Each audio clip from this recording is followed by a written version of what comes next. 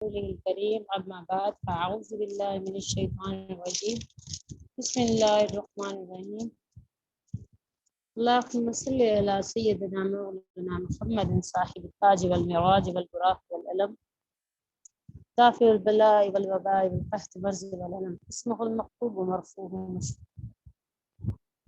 سيد الحسن والحسين أبي وقاسم محمد بن عبد الله نور من نور الله يا أيها المشتاق النبي صلو علیہ وسلم تسلیما۔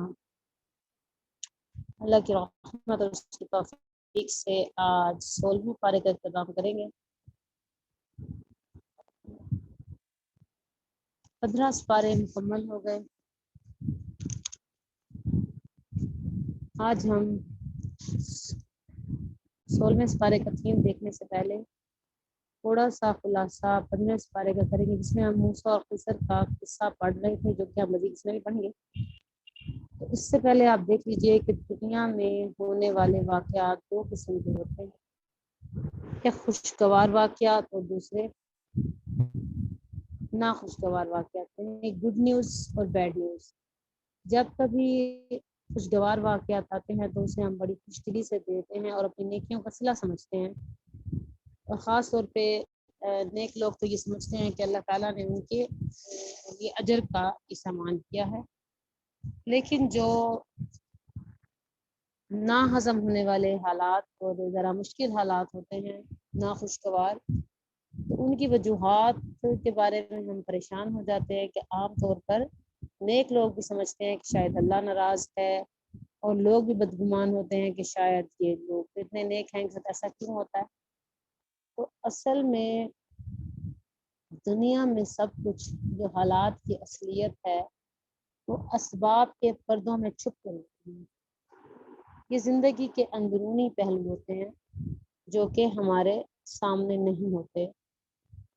زندگی میں بائی چانس بائی لک کچھ بھی نہیں، ہم لکی لوگ نہیں، بلیسڈ لوگ۔ دنیا میں آزمائشیں کس لیے آتی ہیں، امتحانوں کی حقیقت کیا ہے، مصیبت آنے کی کیا وجہ ہے، دیکھا جائے یہی تھیم 16ویں پارے کا ہے، اور اسی کا جواب ہمیں اس پارے میں ملتا ہے۔ اور جو پہلی بات ہے، زندگی کا ایک اصول ہے اللہ تعالیٰ کا، اور یہ اصول ہے عسیٰ ان تکرہوا شیئا وہو خیر لکم، کہ ممکن ہے جو چیز تمہیں پسند ہو ناپسند ہو وہ تمہارے لیے وہی بہتر ہو۔ تو موسیٰ کی خضر سے ملاقات انہی چیزوں کی حقیقت کو سمجھانے کے لیے ہوئی۔ اور دوسری بات جو ہے کہ دنیا میں جو سب کچھ ہو رہا ہے وہ اسباب کے پردوں میں چھپ کر ہو رہا ہے۔ زندگی میں کچھ بھی خود بخود نہیں ہوتا، سب کچھ پری پلانڈ ہے، اور اس کے ہونے کی پیچھے کوئی نہ کوئی وجہ ہے۔ یہاں پر جو کچھ بھی ہو رہا ہے وہ اللہ کے حکم سے، اس کے پیچھے اللہ کا حکم کار فرما ہے۔ اور جو واقعات ہم اس صورت میں پڑھ رہے ہیں، 3 واقعات ہوئے ہیں، اس تینوں کے واقعات ایمان والوں کے ساتھ آ رہے ہیں۔ ایمان والوں پر مشکلات کیوں آتی ہیں؟ یہ جو واقعہ اس وقت ہم پڑھ رہے ہیں موسیٰ کی رسالت سے پہلے ہے، اور اس کے ان سوالات کے جوابات کے لیے ہے جس پر موسیٰ کو جس قوم کے اوپر نبی بنا کے بھیجا جا رہا تھا وہ بڑی ہی مشکل اور بڑی ہٹ درہم قوم تھی، بہت سوال جواب کرنے والی تھی۔ تو اللہ تعالیٰ پریکٹیکلی ان کو حضرت موسیٰ کو تیار کر رہے تھے، پریکٹیکل استاد کی موجودگی میں اپس اینڈ ڈاؤن سکھائے جا رہے تھے حضرت موسیٰ علیہ السلام۔ ایک چھوٹی سی بات ہے جس کو ہم یہاں نوٹ کر لیں کہ استاد کے بغیر دین سیکھ تو لیا جاتا ہے، کورسپونڈلی ریکارڈنگ سن کر یا اپنی مرضی سے پڑھ کر، مگر وہ اس سے ہم معلومات کا خزانہ تو ہمارے دماغ میں جمع ہو جاتا ہے، مگر دین سیکھنے کے بعد وہ استاد نہیں بن سکتا۔ تو ایک بات یہاں نوٹ کرنے کی ہے کہ استاد بننے سے پہلے شاگرد بننا پڑتا ہے۔ آپ دیکھیں کس طرح سے موسیٰ علیہ السلام بہت عاجزی کے ساتھ تمام شرائط کو مانتے ہوئے اپنے استاد کے آگے عاجزی انکساری کے ساتھ انہوں نے کمٹمنٹس کی، اور جب وہ کمٹمنٹس کی اور ان پہ جب تک ہم کمٹمنٹ نہیں کرتے تب تک ہم کمٹمنٹس کروا بھی نہیں سکتے۔ دنیا میں سب کچھ ایک سبب سے مخفی ہے، اور موسیٰ کے واقعات کے ذریعے سے ہم دیکھیں، اگر ہم اس طرح نارملی بھی دیکھیں، ایک پنکھے کی طرف دیکھیں تو ہم اور آپ سب اسے نارملی دیکھیں گے، لیکن اگر ہم اسے میکینک کے پاس لے جائیں تو اس کو کھول کر اندر سے اس کا تجزیہ کرے گا کہ اس کے حالات صحیح ہیں کہ نہیں۔ موسیٰ علیہ السلام کو اسی طرح میکینک کی طرح اندر کے حالات کے بارے میں آشنا کروانے کے لیے، اندر کی حیثیت کیا ہے واقعات کی، اور زندگی کے سبق پڑھانے کے لیے اس سے پھیرا گیا۔ تو جو 16 نمبر پارے کا تھیم ہے کہ آزمائشوں کی حقیقت اور مشکلات آنے کی وجوہات کیا ہیں۔ اس پورے بارے میں ہم دیکھیں گے کہ سب سے پہلے علم کے راستے پر چلتے ہوئے موسیٰ کی آزمائش ہوئی، اس کے بعد ہم آگے خضر علیہ السلام کی آزمائشوں کو دیکھیں گے، اس کے بعد جو ذوالقرنین کی آزمائش آ رہی ہے جو کہ رولر تھے، اور اس کے بعد مریم علیہ السلام کی آزمائش تھی جو کماری لڑکی ماں بن جائے تو ان پہ کس طرح کے حالات ہیں، کیسے ان پہ قابو پایا جائے، اور عیسیٰ علیہ السلام کیسے قابو پایا انہوں نے، ان کے لیے یہ آزمائش کی گھڑی تھی۔ حضرت عیسیٰ علیہ السلام کی آزمائش تھی کہ بن باپ کے پیدا ہو گئے اور ساری زندگی وہ یہی سمجھاتے رہے کہ میں جناب نہیں ہوں، تو یہ بھی ان کی آزمائش تھی۔ آپ اس اور اس کے بعد ہم مزید دیکھیں تو حضرت ابراہیم کی آزمائش تھی کہ اللہ اور باپ کے درمیان ان کی، آپ کو اس ایسے شخص سے محبت ہو جو گمراہ ہو، تو پھر ہم کون سا رستہ لیتے ہیں۔ حضرت ابراہیم کے باپ مشرک تھے تو ان کے لیے یہ بہت بڑی آزمائش تھی۔ موسیٰ علیہ السلام کی اس کے بعد آزمائش کا ذکر ہے، اس کے بعد فرعون کی آزمائش تھی کہ وہ باپ دادا اور اباء کی تقلید میں پڑا ہوا تھا اور وہ یہی سوچتا تھا کہ وہ صحیح ہیں یا صحیح رستے پر ہے، یا انہی کی تقلید میں وہ رہا اور اندھا ہوتا رہا۔ اس کے بعد سامری کی آزمائش دیکھیں گے، انسان کی آزمائش کا ذکر اس میں ہے۔ پھر آدم اور ابلیس کی آزمائش کے، پھر ہم آگے اس کے بارے میں پڑھتے ہیں کہ اللہ کی یاد کو اعراض کرنے والوں کو دنیا میں اندھا کر دیا جاتا ہے، آخرت میں تو ہوں گے مگر دنیا میں بھی اندھے ہو کر رہتے ہیں۔ اور دعا کیا کرنے کی ضرورت ہے کہ آزمائشوں پر پورے کرنے والا اللہ تعالیٰ ہمیں بنا دے، اور ان کی آزمائشوں کے ذریعے سے ہمیں اپنی زندگی کے اپس اینڈ ڈاؤنس کو سمجھنے اور اس کے اوپر اوور کم کرنے کا اللہ تعالیٰ موقع دے، اور نیک لوگوں نے کس طرح سے اپنی آزمائشوں کا مقابلہ کیا، اور جو لوگ بھٹکنے والے تھے انہوں نے کس طرح سے مقابلہ کیا۔ اس سے آگے ہم اس کا تھوڑے سے بارے کی باتیں، عبادات اور اطاعت کا طریقہ کیا ہے جو بتایا گیا اس بارے میں، اور قبولیت کس کے اختیار میں ہے، ناممکن کو ممکن اللہ کی ذات بنا سکتی ہے، مریم علیہ السلام اور ان کے معجزات کا ذکر ہے، حدود الہی کے محافظ کون ہے، منکرین قیامت کی سوچ کیا ہے، کثرت مال فریب دنیا ہے، اللہ کے معزز مہمان کون ہیں، علم قرآن سب سے بڑی نعمت ہے، اور اس پارے کے اندر علم ان سے محبت رکھنے والوں کے لیے 2 دعائیں ہیں، ایک ربی زدنی علما جو ہمارے نبی کریم صلی اللہ علیہ وآلہ وسلم کو سکھائی گئی، دوسری دعا علم کے بارے میں رب اشرح لی صدری ویسر لی امری جو کہ حضرت موسیٰ علیہ السلام کو سکھائی گئی۔ اور 15 پاروں کے بعد اللہ تبارک و تعالیٰ علم کی طلب رکھنے والوں کے لیے یہ دعا بتا رہے ہیں کہ اب آپ مزید علم کی دعا کیجئے۔ تو ہمارے حالات کیا ہیں؟ ہم کہتے ہیں رب زدنی مالن، رب زدنی بیتن، یا رب زدنی امن، یہ بھی اچھی بات ہے لیکن علم کی طلب میں زیادہ آگے بڑھیے۔ اس کے بعد اللہ کی ہم کلامی موسیٰ سے فرعون کے سامنے کلمہ حق اس طرح سے موسیٰ نے کہا، موسیٰ علیہ السلام کی دعائیں ہیں اللہ کے سامنے اظہار بے بسی۔ اس کے بعد سورۃ طٰہٰ میں نورانی باتیں ہیں اور قیامت کا منظر دکھایا گیا ہے، دنیا کی سزائیں ہیں کہ دنیا میں اپنے آپ کو پھنسا دیتا ہے، اندھا ہوتا ہے، اور دور حاضر کے فتنے اور موسیٰ کا کردار ہم اس پارے کے اندر سے دے سکتے ہیں۔ تو اس دعا کے ساتھ کہ اللہ تعالیٰ ہم ایک ایک لفظ ہم اس کا لے سکیں، سمجھ سکیں، نہ صرف سمجھ سکیں بلکہ رہتی زندگی تک ہم اس پر عمل کریں۔ اور حدیث اس بارے میں ہے کہ 2 بھوکوں کا پیٹ کبھی نہیں بھرتا، دولت کا اور علم کا بھوکا، تو اللہ تعالیٰ ہمیں علم کا بھوکا بنا دے، امت کو بھوک لگ جائے علم کی۔ تو مزید ہم اس کے بارے میں دیکھیں گے کہ پہلا لفظ قال علم، جیسے ہی ہم اس بارے کو شروع کرتے ہیں، قال علم اقل لک انک لن تستطیع معی صبرا، کہ علم کے راستے پر صبر، علم کے لیے صبر کی ضرورت ہے، اور صبر صبر سے آتا ہے۔ تھوڑا صبر کریں گے تو اللہ زیادہ صبر کی توفیق بھی دے دیں گے۔ اور اگلا فوراً سبق کیا ملتا ہے کہ پاکیزگی اختیار کریں۔ تو بی بی مریم کی پاکیزگی کا ذکر ہے اس کے اندر۔ ذوالقرنین کے قصے میں ہم سیکھیں گے کہ لوگوں کی مشکلات کو دور کرنے چاہیے، لوگوں کو سہولت دینے والا بنے، ان کے لیے آسانیاں پیدا کریں۔ تو کیسے اللہ تعالیٰ نے ذوالقرنین کو ریسورسز دیے، حکمران بھی تھا اور خدا خوفی بھی تھی، تو جگہ جگہ وہ ہمیں لوگوں کی مشکلات دور کرتے ہوئے نظر آئیں گے۔ آیت نمبر 83 سے 99 تک جو قصہ چل رہا ہے اور اس کے اثرات میں اسی کا ذکر، ذوالقرنین کے قصے کا ذکر ہے۔ آگے مزید اللہ کی عبادت کرتے ہوئے اس کی رضا کو اختیار کرنا ہے، دوسروں کو بھی سیدھا راستہ دکھانے کی کوشش کرنی ہے۔ اس کے بغیر بندہ بچ ہی نہیں سکتا۔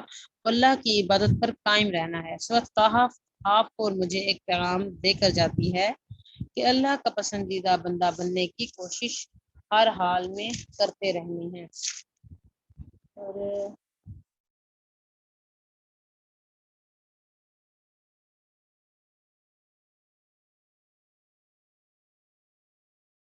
فَإِن كَانَ يَرْجُو، اس کے بعد اگلی سورت شروع ہوتی ہے، سورت مریم۔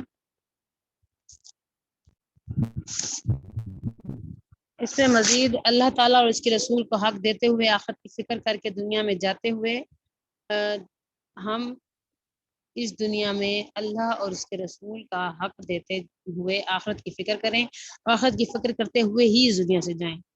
اللہ تعالیٰ سے ہمیشہ اچھا گمان رکھنا ہے، شرک نہیں کرنا ہے، اور اللہ تعالیٰ سے ڈرتے ہی رہنا ہے۔ پھر اس کے بعد سورۃ مریم میں جو ہے ذکریہ کی دعا سے بات شروع ہوتے ہوئے انسانی تعلقات اور رشتوں کی پہچان سکھاتی ہے۔ اس طرح خاندانی معاملات کے بارے میں اللہ تعالیٰ خاندانی معاملات کے بارے میں سے ہم گزرتے ہیں، اور پھر اس وقت کو پڑھتے ہوئے انسانی تعلقات اور رشتوں سے گزرتے ہوئے پھر اس میں حضرت عیسیٰ علیہ السلام کی پیدائش کا تذکرہ ہے فردر سورۃ مریم میں، اور کہ خود انہوں نے اپنے آپ کو اللہ کا بندہ کہا، یعنی کرسچینٹی کے سارے نظریات کو ختم کرنے والی یہ صورت ہے۔ تو عمل کی بات کیا ہے کہ کبھی ہمارے سامنے کوئی ایسا جو اسلام کے کسی پہ عمل نہ کرتا ہو تو اس کو ہم اس وقت پڑھ کر سنائیں، دینا اور سمجھانے سے علاوہ ہمیں پڑھ کر سنانی چاہیے۔ آیت 59 میں اس صورت میں یہ بھی پتہ چلتا ہے کہ اگر اپنے پیچھے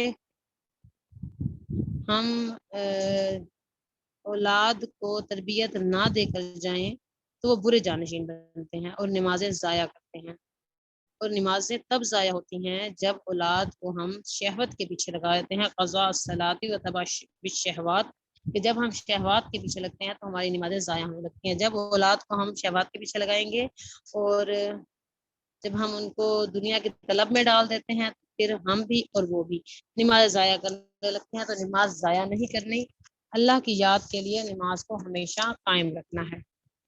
اس میں یہ بھی جانتے ہیں کہ دنیا کی رونقیں، دنیا کی مجلسیں، دنیا کی بیٹھکیں اور اپنے آپ کو بڑا بناتے رہنا اور پارٹیز جوائن کرنا، دنیا کا ایسا کلچر بنا دینا، گلیمرس ہو جانا، اس سے اپنے آپ کو بچانا ہے، کیونکہ کل اس میں سے کوئی چیز ہمارے کام نہیں آئے گی۔ اور پھر جب سورۃ مریم کی ہم آخر میں پڑھتے ہیں سورۃ مریم کا آخر جو ہمیں میسج دے کے جاتا ہے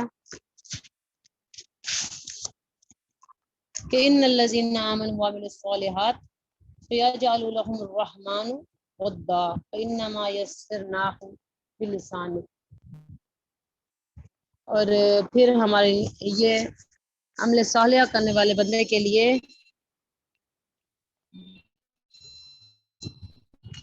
دنیا کے لوگوں کے دلوں میں ہم اس کا اللہ تعالیٰ جو عمل صالحہ لوگ کرتے ہیں ان کے لیے اس کا پیار اللہ تعالیٰ دنیا والوں کے دلوں میں ڈال دیتے ہیں۔ اگر کسی کو یہ کمپلیکس ہے یا کسی کو کوئی کمزوری ہے کہ اللہ لوگ آپ سے پیار نہیں کرتے اور کوئی کمزوری ہو تو اللہ دلوں میں آپ کے لیے، لوگوں کے دلوں میں آپ کے لیے الفت ڈال دیں گے، پھر آپ کی کھری باتیں یا آپ کی کڑوی باتیں بھی لوگوں کو بری نہیں لگتی۔ اگر آپ دنیا میں بھی عزیز ہونا چاہتے ہیں تو اس کتاب سے جڑ جائیے، اور اللہ تعالیٰ ایسے حالات پیدا کرے گا کہ لوگوں کو آپ کی کڑوی بات بھی بری نہیں لگے گی کیونکہ آپ ان کے محسن ہوں گے. تو اپنے آپ کو سچا اور کھڑا کرتے جائیے اور قرآن سے جڑتے جائیے. سورۃ طٰہٰ سورۃ ما انزلنا القرآن قرآن لتشقیٰ کہ اللہ فرماتے ہیں کہ قرآن اس لیے نہیں نازل کیا کہ آپ کو تکلیف ہو یا پریشانی ہو. تو اس صورت سے پتہ چلتا ہے کہ اللہ کی یاد کے لیے نماز قائم کرنی ہے، کثرت سے اللہ کی پاکی بیان کرنی ہے اور اللہ کو راضی کرنے کے لیے جلدی کرنا ہے. موسیٰ علیہ السلام نے کوہ طور کی طرف جانے میں جلدی کی تھی.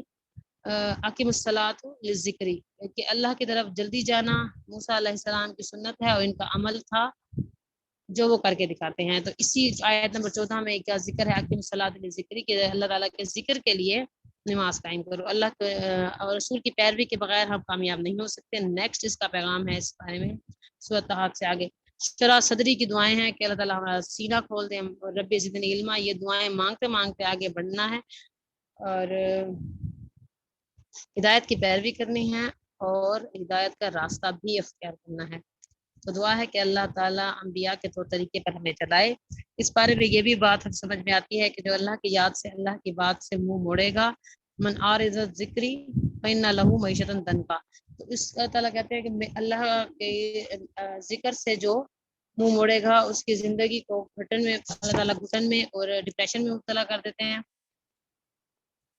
اللہ کے ذکر سے اس کی یاد سے منہ نہیں اللہ کے ذکر سے منہ موڑے گا اندھا اٹھایا جائے گا. نہ صرف قیامت دن بلکہ دنیا میں بھی وہ اندھا بھی کر دیا جائے گا.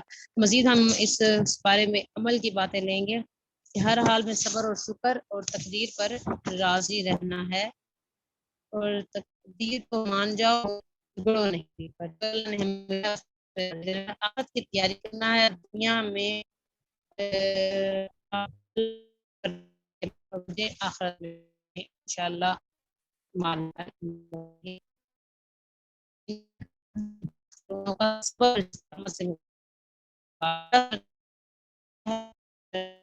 چاہے اس کی بات کر رہا ہوں یا اس کے کرنے سے. تو شرک سے پرہیز اور عمل صالحہ اور باقیات الصالحات کا ذکر ہے. اپنی زندگی میں وہ پروجیکٹس شروع کیجئے کہ اپنے مال اپنا گھر لگائیں کہ آپ کے بعد قبروں میں ٹھنڈک آئے. ماں باپ کے بعد بچے زیادہ پر جھگڑے یا نہ جھگڑے رشتے دار جھگڑنا شروع کر دیتے ہیں. تو آج آپ کی آنکھیں بند ہو جائیں تو ہمارے رشتہ داروں نے گھر میں جھگڑا کرنا ہے اور مقدمے بازی کرنی ہے. تو پتہ نہیں قبر میں اس کا کیا دھواں ہمیں ملتا ہے.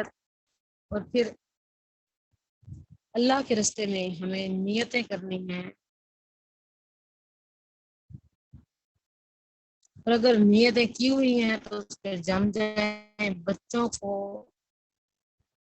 اور اپنے مال کو صدقہ جاریہ بنائیں کہ اس کی ٹھنڈی ہوائیں قبر کی ٹھنڈک کا ذریعہ بن جائیں. ہم نے نیت کر کے ایک چیز دے دی تو اب اللہ کے حوالے اللہ ہمیں ہماری زندگی میں ایسے کام کرنے اور نیتیں کرنے کی توفیق عطا فرمائے. اور اس پارے کی جو دو دعائیں ہیں ایک رب زدنی علما اور دوسری رب اشرح لی صدری ویسر لی امری واحلل عقدۃ من لسانی یفقہوا قولی رب زدنی علما. اور اللہ کسی کا شرح صدا کر دے اور سینہ ایمان کے لیے کھول دے. حضرت ابراہیم جو ہماری امامت کر رہے تھے ان کے بارے میں ایک شعر کے ذریعے سے گر ہو آج ہی ابراہیم سا امام پیدا آگ سے ہو سکتا ہے گلستان پیدا. تو ایسا امام جو ہماری زندگی میں ہمارے لیے اور ہمیں ضرورت کیا ہے امامت کرنے کے لیے جو ہمارے اندر کوالٹیز ہونی چاہیے. شاعر سخن دل پرسوز سخن دل نواز یہی ہے رفت سفر میر کارواں کے لیے. ایک چھوٹی سی بات جو آرٹیکل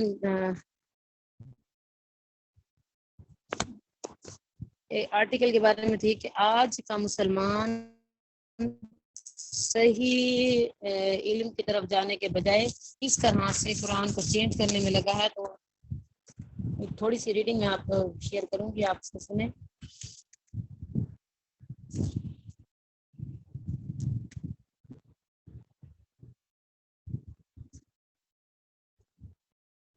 مجھے تو آج تک اللہ کے رسول کی یہ حدیث پہنچی ہے کہ آپ نے فرمایا قرآن کا ہر حرف کے بدلے 10 نیکیاں، اور میں نہیں کہتا کہ الف لام میم ایک لفظ ہے، ایک حرف ہے، بلکہ الف ایک حرف، لام ایک حرف اور میم ایک حرف۔ قرآن کی کل آیات کی تعداد 6666 ہے۔ قرآن کا ہر آیت سراپا رحمت، مکمل شفا اور سراسر برکت ہے۔ یہ قرآن کی آیات ہی تھی جس نے عمر بن خطاب کو عمر رضی اللہ عنہ بنا دیا، جس نے ولید بن مغیرہ کے چہرے کی رنگت کو تبدیل کر دیا۔ کراچی میں کل آبادی 2017 کی مردم شماری کے مطابق 1,49,00,000 سے زیادہ تھی۔ شہر میں کم از کم 10 لاکھ مساجد تو ہوں گی۔ رمضان مبارک میں ہر مسجد میں ایک دفعہ تو پورا قرآن مکمل کیا جاتا ہے۔ سینکڑوں مساجد اور مدارس ایسے ہیں جہاں الگ الگ تراویح ہوتی ہے۔ گھروں میں پڑھائی جانے والی تراویح اس کے علاوہ ہے۔ دورہ قرآن اور درس قرآن کی صورت میں ہونے والی ہزاروں محفلیں اس سے بھی زیادہ ہے۔ میری عاجزانہ رائے میں صرف شہر کراچی میں رمضان مبارک میں 1 کروڑ سے زیادہ قرآن سنا اور سنایا اور پڑھا اور پڑھایا جاتا ہے۔ میں آج تک حیران تھا کہ جس شہر میں 1 کروڑ دفعہ قرآن کی 6666 آیات سنی اور سنائی جاتی ہیں، اس شہر میں رحمتوں اور برکتوں کا کیا حال ہونا چاہیے۔ اس شہر میں تو ہر لمحہ رحمتوں اور برکتوں کا نزول ہوتا ہوگا۔ قرآن تو مکمل شفا ہے، شہروں میں بیماریاں ختمہ ہو چکا ہوگا، خواہ وہ ظاہری ہو یا وہ باطنی۔ قرآن میں کو بغیر وضو کے ہاتھ نہ لگانا والوں کے شہر میں صفائی کا کیا عالم ہونا چاہیے۔ لوڈ شیڈنگ، قتل و غارت، لوٹ مار، بے روزگاری اور ہر قسم کے مشکلات اور پریشانی سے جڑ سے ختم ہو چکی ہوں گی۔ آپ ان سب کو بھی چھوڑیں، کم از کم ہر انسان کم از کم سکون، چین اور خوشی اطمینان قلب تو ضرور ہی میسر ہوگا۔ میں آج تک حیران تھا کہ جس شہر میں 1 کروڑ دفعہ قرآن کو 6666 آیات پر سنی اور سنائی جاتی ہیں، اس شہر میں رحمتوں اور برکتوں کا کیا حال ہونا چاہیے۔ لیکن کمال دیکھیں کہ 1 کروڑ سے زیادہ قرآن پڑھنے والوں کے شہر اور شہریوں کے حالات رمضان سے پہلے اور رمضان کے بعد بھی یکساں رہتے ہیں۔ ان کے عمل میں چھوڑیں، معاملات زندگی تک میں فرق نہیں آتا۔ اقبال نے کہا، رہ گئی رسم اذاں روح بلالی نہ رہی، فلسفہ رہ گیا تلقین غزالی نہ رہی۔ قرآن میں ہو غوطہ زن اے مرد مسلمان، اللہ کرے تجھے عطا جدت کردار۔ خود بدلتے نہیں، قرآن کو بدل دیتے ہیں، ہوتے ہیں کس قدر رفیقان حرم بے توفیق۔ تو اس سب کی سب سے بڑی وجہ یہ ہے کہ ہم سیریمونیل قوم بن گئے ہیں۔ ہم ہر چیز کو مناتے ہیں، ہم نے ہر عبادات اور ہر عمل کو منانا شروع کر دیا ہے۔ اگر آپ کو یقین نہ آئے تو آپ محرم سے شروع کیے اور ذوالحج تک جائیے، آپ کو بات سمجھ میں آ جائے گی۔ 90% لوگوں کو یہ تک معلوم نہیں کہ امام عالی مقام نے قربانی کیوں دی تھی۔ آدھی قوم کالے کپڑے بنانے اور محفلیں سجانے میں مصروف رہتی تو آدھی قوم چھٹی انجوائے کرنے کے لیے تیار۔ ان رات جگہوں میں رات بھر حلیم کی تیاریاں، شغل، مستریاں اور تفریح باقی رہا، اور مقصد جس کے لیے امام حسین نے اپنے خاندان کو کٹوا دیا، وہ مشن جو تا حال مکمل نہیں ہو سکا، اس کی پرواہ کسی کو ہوگی بھلا، کیونکہ ہمیں تو محرم منانے سے مطلب ہے۔ آپ ربیع الاول کی مثالیں لے لیں، سال میں ایک نماز نہیں پڑھتے، وہ بھی چوری کی بجلی سے گھر سجانا عین ثواب سمجھتے ہیں۔ جتنے موٹے اور بڑے سپیکر کے ساتھ لوگوں کے کان پھاڑے جائیں اور لوگوں کی نیندیں حرام کی جائیں گی، اتنا ثواب سمیٹ لیا جائے گا۔ جس قوم کے پاس بجلی نہیں، 12 گھنٹے کی لوڈ شیڈنگ اور بھرپور کنڈے پر نبی صلی اللہ علیہ وسلم کی سالگرہ منا رہے ہیں، جہاں تک تعلق نبی صلی اللہ علیہ وسلم کے اخلاق کا، کردار کا، ہمدردی کا، غمخواری کا، عبادت میں خشوع و خضوع کا، تو اب اس کو منایا تو جا سکتا نہیں، اس لیے اس پر اتفاق کیا جاتا ہے کہ صرف ربیع الاول کو منایا۔ جب سے قربانی کا سلسلہ جاری ہے، تب سے آج تک شاید ہم کسی نے سوچا بھی نہیں ہوگا قربانی کو ایسے بھی سیلیبریٹ کیا جا سکتا ہے۔ راتیں کالی کر کے، نمازوں کی قربانیاں دے کر، انسانیت کو تکلیف پہنچا کر کون سی سنت ابراہیمی پوری ہو رہی ہے؟ کم از کم میں سمجھنے سے قاصر ہوں۔ پھر اسی جانور کی اوجڑی، اس کی سری اور اس کا پیٹ گلی محلوں میں سجا کر صفائی نصف ایمان کی عملی مثالوں کا مظاہرہ کرنا کون سے ثواب کا باعث ہے؟ میں نہیں سمجھ سکا۔ اس کا میسج شاید آپ کو سمجھ آ گیا ہو۔ رہ گئی اذاں روح بلالی نہ رہی، فلسفہ رہ گیا تلقین غزالی نہ رہی۔ سرمنیولیل اسلام سے باہر نکلنا ہے، قرآن پاک کو واخر دعوانا الحمدللہ رب العالمین۔ السلام علیکم۔